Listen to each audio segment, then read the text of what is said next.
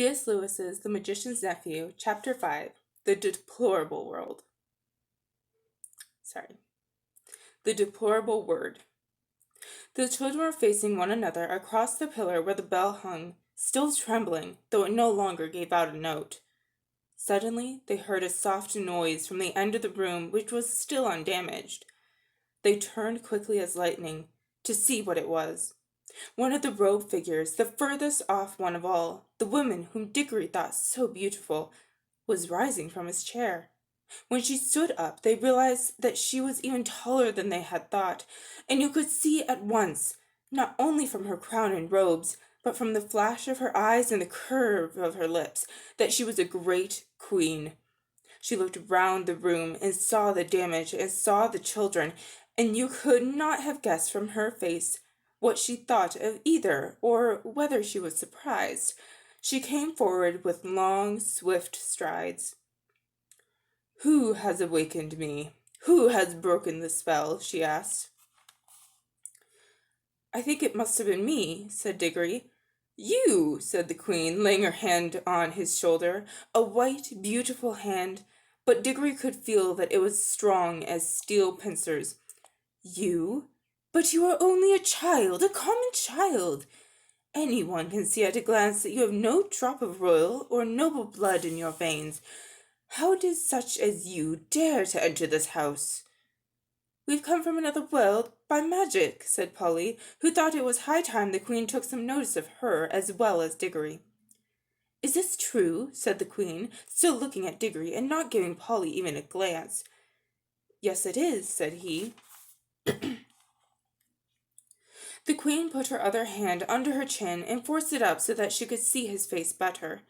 Diggory tried to stare back, but he soon had to let his eyes drop. There was something about hers that overpowered him.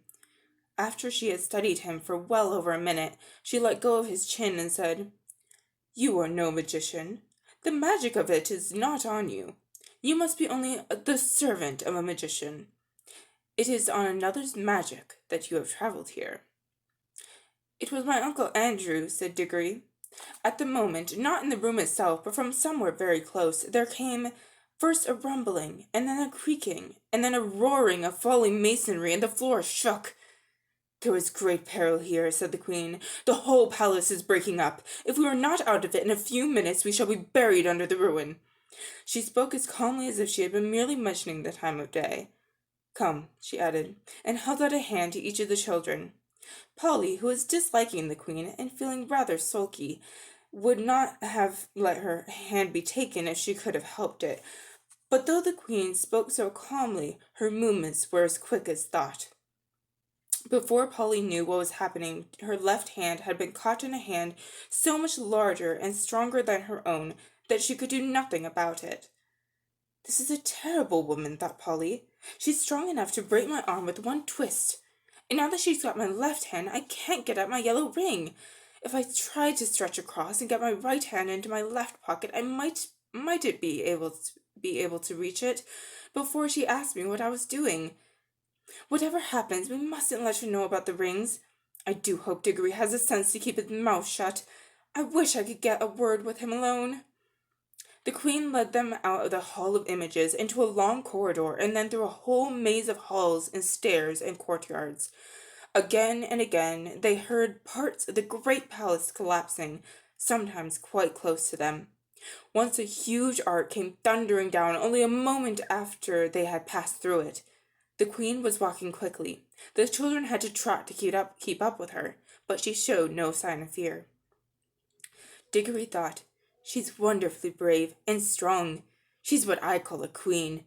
I do hope she's going to tell us the story of this place." She did tell them certain things as they went along. "That is the door to the dungeons," she would say, or "that passage leads to the principal torture chambers," or "this was the old banquet hall where my great-grandfather bade 700 nobles to a feast, and killed them all before they had drunk their fill. They had had rebellious thoughts." They came at last into a hall larger and loftier than any they had yet seen.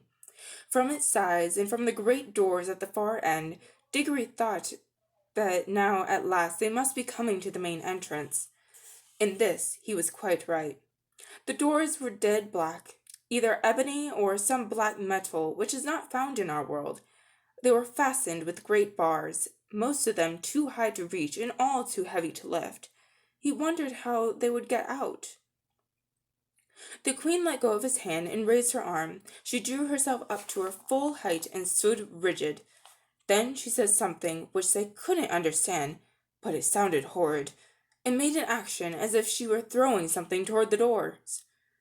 And those high and heavy doors trembled for a second, as if they were made of silk, and then crumbled away till there was nothing left of them but a heap of dust on the threshold. "Whew," whispered Diggory. "Has your master magician, your uncle, power like mine?"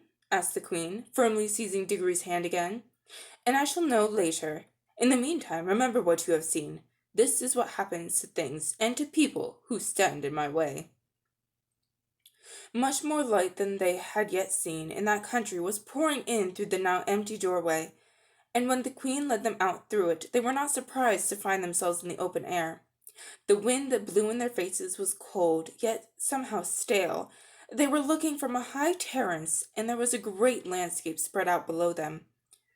Low down and near the horizon hung a great red sun, far bigger than our sun. Diggory felt at once that it was also older than ours, a sun near its end of life. Weary of looking down upon that world, to the left of the sun, and higher up, there was a single star, big and bright. Those were the only two things to be seen in the dark sky. They made a dismal group. And on the earth, in every direction, as far as the eye could reach, there spread a vast city in which there was no living thing to be seen. And all the temples, towers, palaces, pyramids, and bridges cast long, disastrous-looking shadows in the light of that withered sun. Once a great river had flowed through the city, but the water had long since vanished, and it was now only a wide ditch of grey dust.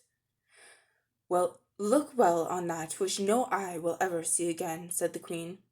Such was Charn, that great city, the city of the King of Kings, the wonder of the world, perhaps all worlds. "Does your uncle rule any city as great as this, boy?" "No," said Diggory. He was going to explain that Uncle Andrew didn't rule any cities, but the queen went on. "It is silent now, but I have stood here when the whole air was full of the noises of Charn, the trampling of feet and the creaking of wheels, the cracking of the whips and the groaning of slaves, the thunder of chariots and the sacrificial drums beating in the temples. I have stood here, and that was near the end, when the roar of battle went up from every street, and the river of Charn ran red." She paused and added, "All in one moment, one woman blotted it out forever."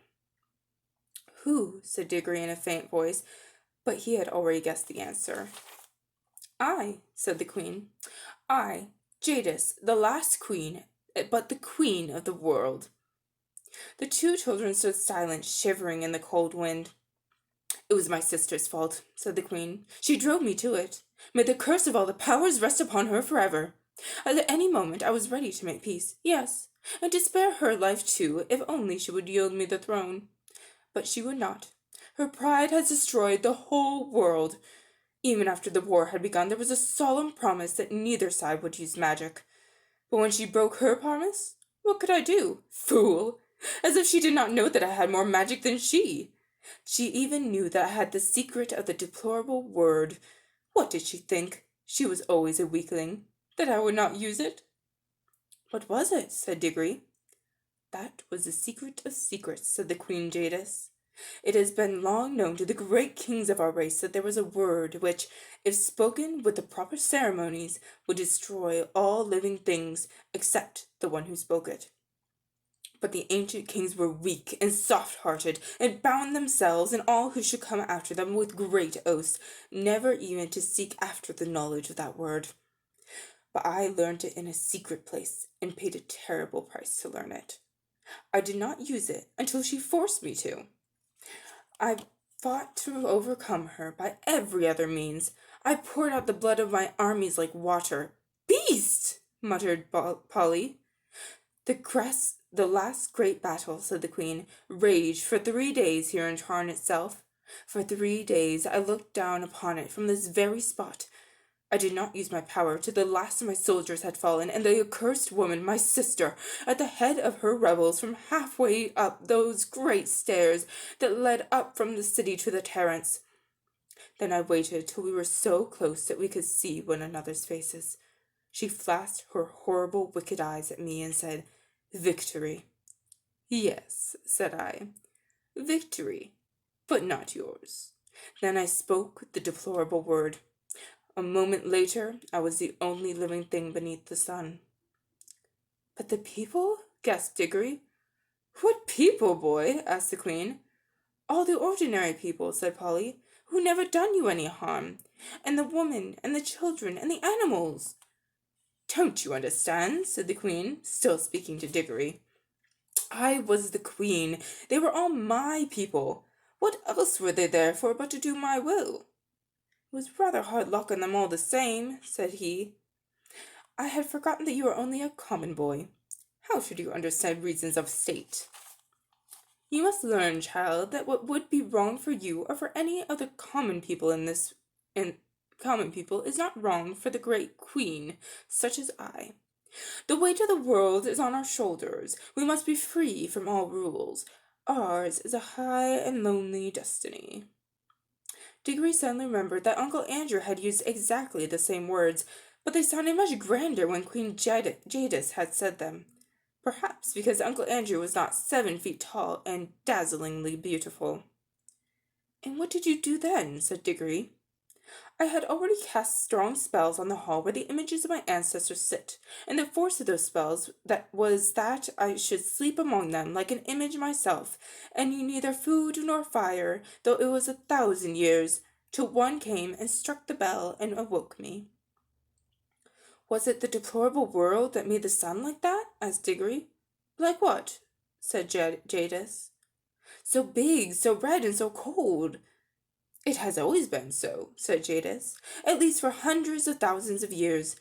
Have you a different sort of sun in your world?" "Yes, it's smaller and yellower, and it gives a good deal more heat." The Queen gave a long-drawn "ha," and Diggory saw on her face that same hungry, greedy look which he had lately seen on Uncle Andrew's. "So," she said, "yours is a younger world." She paused for a moment to look once more at the deserted city, and if she was sorry for all the evil she had done there, she certainly didn't show it, and then said, "Now let us be going. It is cold here at the end of all the ages." "Going where?" asked both the children. "Where?" repeated Jadis in surprise. "To your world, of course." Polly and Diggory looked at each other aghast. Polly had disliked the Queen from the first, and even Diggory, now that he had heard the story, felt that he had seen quite as much of her as he wanted. Certainly she was not all the sort of person one would like to take home, and if they did they didn't know how they could. What they wanted was to get away themselves, but Polly couldn't get a ring and of course Diggory couldn't go without her. Diggory got very red in the face and stammered, "Oh, our world. I didn't know you wanted to go there." "What else were you sent here if not to fetch me?" asked Jadis. "I'm sure you wouldn't like our world at all," said Diggory. "It's not your sort of place, is it, Polly? It's very dull, not worth seeing, really." "It will soon be worth seeing when I rule it," answered the Queen. "Oh, but you can't," said Diggory. "It's not like that. They wouldn't let you, you know." The Queen gave a contemptuous smile. "Many great kings," she said, "thought they could stand against the House of Charn, but they all fell, and their very names forgotten. Foolish boy, do you think that I, with the beauty and my magic, will not have your whole world at my feet before a year has passed? Prepare your incantations and take me there at once." "This is perfectly frightful," said Diggory to Polly. "Perhaps you fear for this uncle of yours," said Jadis. "But if he honors me dutifully, he will keep his life and his throne. I'm not coming to fight against him. He must be a very great magician if he has found how to send you here. Is he king of your whole world or only part of it?" "He isn't king of anywhere," said Diggory. You are lying, said the queen.